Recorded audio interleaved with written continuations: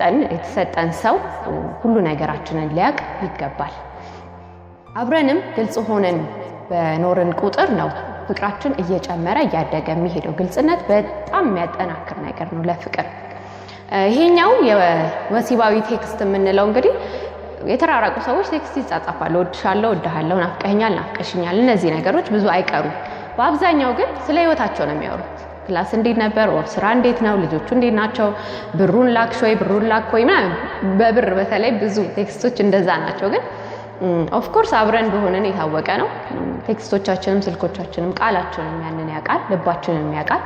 ግን አብረን ስንሆን የምናጣው ነገር ይሄ መነካካቱ፣ መሳሳሙ፣ መተቃቀፉ፣ መደናነቁ ሁሉ ነገር አለ። ያንን ያጣነውን ነገር ርቀት እንዳይገድበን በቴክስት ማጥበብ እንችላለን። ቴክስት ስንጽፍ ለምሳሌ ጠዋት ወይም ደግሞ ሰዓቱ የተለያየ ሊሆን ይችላል። እሱ የሚተኛበት ሰዓት እሷ የምትነሳበት ሊሆን ይችላል ካለው የሰዓት ርቀት የተነሳ። ስለዚህ ቴክስት አድርጎላት ቢተኛ ለምሳሌ ወድሻለሁ ብላት ቢተኛ እና ብታየው ኦፍ ኮርስ እንደሚወዳት ታውቃለች፣ ደስ ሊላት ይችላል። ግን የወሲብ ስሜቷን ወይም ለሱ ያላትን ናፍቆት የሚያነሳሳ አይደለም። እንደ ምሳሌ ልንገራችሁ። ቴክስት አድርጎላት ተኝቷል። እሷ ደግሞ ስራዋ ልትሄድ ተነስታለች። ባል ያልደወለም ወይ ያልጻፈም ወይ ምናምን ብላ ልታየው ትችላለች። ስልኳን ስታየው ግን ገላሽ እንዴት ናፍቆኛል፣ ጡቶችሽን መንካት ናፈቀኝ፣ አጠገብሽ ሆኜ ጠረንሽን ማሽተት ናፈቀኝ። እነዚህ አይነት ቴክስቶች ስታየው በቃ ሌላ ሐሳብ ሁሉ አይኖራትም። ከባሏ ውጪ አይኖሯ ውስጥ ምንም አይነት ሐሳብ አይኖርም። ወይም ከፍቅር አጋሯ ውጪ ለሱ ያላት ናፍቆት እንዲጨምር፣ ፍቅሯ እንዲጨምር፣ ስሜቷ ከሱ ጋር ሆኖ እንዲቆይ የሚያደርገው እንደዚህ አይነት ቴክስት ነው። እሷም ደግሞ ስትሆን ለወንዱ ምናልባት ልጽፍለት ትችላለች። ላይመቸው ይችላል። ግን በተመቸው ሰዓት ላይ ሲያየው ደክሞ ተበሳጭቶ እንደዚህ መለየቱ በራሱ የሚፈጥረው ጫና አለና በዛ ሁሉ ጫና ውስጥ ዝም ብሎ አይነት ወሬ ወይም ደግሞ ዝም ብሎ አይነት ቴክስት ቢሆን አይቶት ራሱ ብሎ ነው ሊያስቀምጠው የሚችለው። ምክንያቱም ብዙ ጫና ሲኖርብን ማረፍ ነው የምንፈልገው አይደል?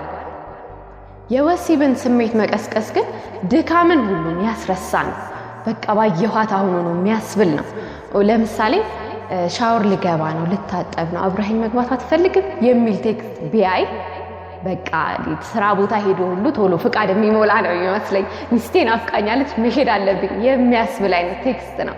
ልክ እንደዚህ አይነት ቴክስቶች ስንላላክ በተለይ ማውራት መነጋገር ለሚያፍሩ ሰዎች ቤስት ነው ይሄኛው መንገድ። እንድንነፋፈቅ ያደርገናል፣ ግልጽ እንድንሆን ያደርገናል። እኛ ብንጽፍ ሌላኛው ሰው እንኳን ግልጽ ባይሆን የኛ ወሬ ሲደጋገም፣ የኛ ቴክስት ሲደጋገም ያም ሰው ይነቃቃል አይደል? ስለዚህ አብረን እኩል ስሜታችንን ናፍቆታችንን እያጠናከርን መቀጠል እንችላለን። ሁለተኛው ለተራራቁ ሰዎች በጣም አስፈላጊ የሆነው የስልክ የወሲብ ወሬ ነው። ይሄኛውን ስናነሳ ብዙ ሰዎች ኧረ እንዴት ይወራል፣ ኧረ ተይ አሁን ራሱ አንቺ ልጅ አታፍሪም እንዴ የምትሉ ትኖራላችሁ። ግን እኔ በፍቅር ዙሪያ በጓደኝነት ወይም በትዳር ውስጥ ምንም የሚደበቅ ነገር የለም ብዬ ስለማምን አወራችኋለሁ። እናንተም ደግሞ ግልጽ ሆናችሁ ራሳችሁን ለአዲስ ኤክስፒሪየንስ ክፍት ማድረግ አለባችሁ። ፍቅርን ለማጠናከር እስከፈለግን ድረስ ክፋት የለውም፣ መልካም ነገር ነው። አብሮ ያለንን ስሜት የሚያጎለብት የሚያስተሳስር ነገር እስከሆነ ድረስ መሞከር ያስፈልገናል። ይሄኛው የስልክ የወሲብ ወሬ በተለምዶ ፎን ሴክስ እንደምንለው ማለት ነው በጣም አስፈላጊ ነው። ምክንያቱም ሰዎች ተራርቀው ነው ያሉት፣ መተቃቀፍ አይችሉም፣ አብረው መተኛት አይችሉም፣ መሳሳም አይችሉም። ርቀቱ እንዴት ሰፊ እንደሆነ አስቡት። የቦታ ብቻ ሳይሆን የስሜት ርቀት ነው ደግሞ ሰዎችን ሌላ ነገር እንዲያስቡ የሚያደርጋቸው። ያ እንዳይሆን በስልክ በምናወራበት ሰዓት ስራ እንዴት ነው፣ የት ነህ፣ ምን እያረክ ነው፣ ምን እያረክሽ ነው፣ እንደዚህ አይነት ወሬዎች እናወራለን። ግን ከፍቅረኛችን ጋር እንደምናወራ ወይም ከትዳር አጋራችን ጋር እንደምናወራ በምን እንለየዋለን? ከሌላ ሰው ጋር ተመሳሳይ ወሬ የምናወራ ከሆነ ናፍቆታችንን መግለጽ አንችልም። ያንን መግለጽ የምንችለው ደግሞ ወሲባዊ ወሬዎች በማውራት ነው። ስንለው ሐሳቡ ከባድ ይመስላል እንጂ አይደለም። አብረን ስንሆን በጆሮአችን የምንሾካሾከው አይነት ወሬ ነው ይሄ። ብዙ ሰዎች አሁን እንዴት ይጀመራል መጀመሩ ይከብዳቸዋል። ኧረ እኔ እንዴት ብዬ እናውራ ነው የምለው ምን ብዬ ልጀምረው የምትሉ ሰዎች አላችሁ። እና ቀላል ነው። በመጀመሪያ ድምፅን ሶፍት ማድረግ ያስፈልጋል። ሌላውን የስራና የህይወት ወሬ እንደምናወራው ናፍቀሽኛል ምን ለብሰሻል የሚለው ድምፅ ወሲብ ስሜትን አይቀሰቅስም ማለት። ስለዚህ ድምጻችን ሶፍት ልናደርገው ይገባል። ራሱ ቀስ ብሎ ሲወራ ውስጣችንን የሚነካው ነገር አለ። የምናፈቅረው ሰው ነው ስልክ ውስጥ ያለው። ስለዚህ ቶሎ እንነቃቃለን። ለምሳሌ እንዴት ነሽ የኔ ፍቅር እንዴት ናፍቀሽኛል ቢል ድምጹን አስቡት። በቃ ፍስስ ነው የሚያረጋት እሷን ራሱ አይደል? እሷም ልክ እንደዛ የኔ ጌታ ናፍቀኛል እቅፍ ባረገ ምናምን የሚለው ወሬ እንዴት እንደሚያደርግና አብረው እንዳሉ እንዲሰማቸው እስቲ ለኔ በቃ ስሜቷ አሪፍ ላይ ነው እሱም እንደዛው እኔን ነው የሚናፍቀው የሚለው ነገር እርግጠኛ እንድንሆን በልባችን የሚያረገን የምናወራው ወሬ ነው። ለመጀመር ደግሞ ለሚከብዳችሁ ሰዎች ለምሳሌ ናፍቀኸኛል ኦር ናፍቀሽኛል እዚህ ብትሆንልኝ ኖሮ የሚል ወሬ ወዲያው ደግሞ እሱ ምን ይላል? አጠገብሽ ብሆን እሱ ጋር ብሆን ምን እንዳረግ ትፈልጊያለሽ? ይሄ ወሬ አሁን ወደ ዋናው ጉዳይ ያስገባናል። ከዛ በኋላ እንግዲህ ስሜት ውስጥ ነን ያለነው፣ ወሬው ተጀምሯል።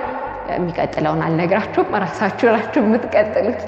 መጀመሪያው ግን ስማርት ወይ ሶፍት ሆኖ የናፍቆት ወሬዎችን ምናምን በማውራት እርስ በርስ ግልጽ ማድረግ ይቻላል። እሱ ሊጀምረው ይችላል፣ እሷ ልትጀምረው ትችላለች። ብቻ የናፈቀ ሰው ይጀምረው፣ የሚቀጥለውም ሰው በዛው ላይ በዛው በተከፈተለት መንገድ እየቀጠለ ፍቅራችሁን ስሜታችሁን ሼር እያደረጋችሁ በፍቅር መቀጠል ይቻላል።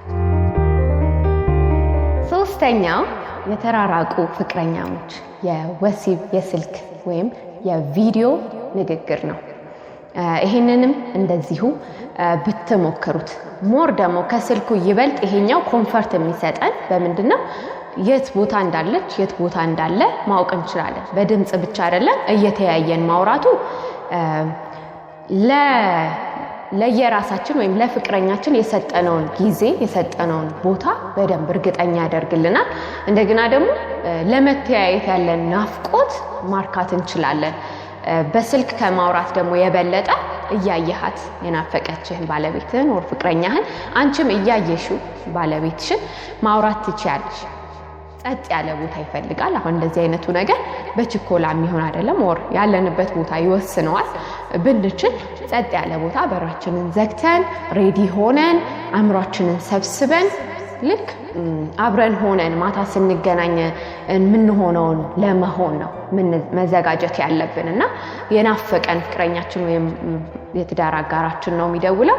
ስለዚህ ሬዲ ሆነን ስሜታችንን አስተካክለን በቃ ዛሬ አብረን ነው የምናድረው ብለን እንደምናስበው አብረን ስንሆን ልክ እንደሱ ሬዲ ሆነን ተገናኝተን እንዳልኳችሁ እንደቀድሙ ስሎሊ ማውራት ስሜትን ስለሚያነቃቃ አብረን ስንሆን እንደምናደርገው መኝታ ቤታችን ገብተን ሸኝ እሺ ምናምን ልንባባል እንችላለን። እዚህ ጋር አንገቴን ሳመኝ አንገቴን ሳሚኝ እንዲህ አይነት ነገር እያደረግን ነው አይደለ ወደ ወሲብ የምንሄደው። ስለዚህ ልክ አብረን እንዳለን ኢማጂን ማድረግ ፊት ለፊታችን ስናየው አብሮን እንዳለ ማሰብ ለወሬያችን ገደብ እንዳይኖረን ያደርገናል። በቃ አብሮና ፍቅረኛችን ነው የምናወራው። ስለዚህ ሰውነታችን መነካካት ይናፍቀናል፣ መተቃቀፍ ይናፍቀናል። ከምናፈቅረው ሰው ጋር ልብስ ሳንለብስ ራቁታችንን ሆነን የምንተቃቀፈው ነገር ሁሉ እኮ ይናፍቃል። ይሄ እውነት ነው። ምክንያቱም የፍቅር አጋር ወይም የትዳር አጋር ማለት ከሌላው ሰው የሚለየው የወሲብ ህይወት ስላለን አይደለ እንጂ ከማንም ሰው ጋር እናወራለን እንኖራለን። ስለዚህ እኩል ሁለታችን ያለንን ስፔሻል ነገር ኢንጆይ ማድረግ ይኖርብናል። ኢንጆይ ለማድረግ መጀመሪያ ዝግጁነት ያስፈልጋል። አእምሯችን ዝግጁ ማድረግ አለብን።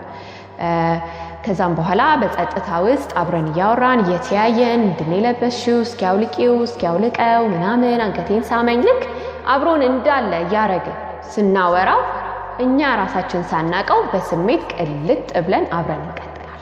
ስለዚህ ከዚህ በኋላ ያለውን አልነግራችሁም። አሁንም የእናንተ ስራ ነው የሚሆነው። ግን እንደ ኦፕሽን እዩት።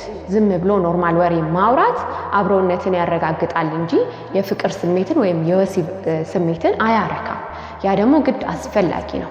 እየተማመንን የኔ ነው የኔ ናት ብለን እርግጠኛ ሆነን እንድንቀጥል የሚረዱን በጣም አስፈላጊ ነገሮች ናቸውና የተራራቃችሁ ባለትዳሮች ወይም ፍቅረኛሞች እንድትሞክሩትና ኢንጆይ እንድታደርጉ ጋብዣችኋለሁ።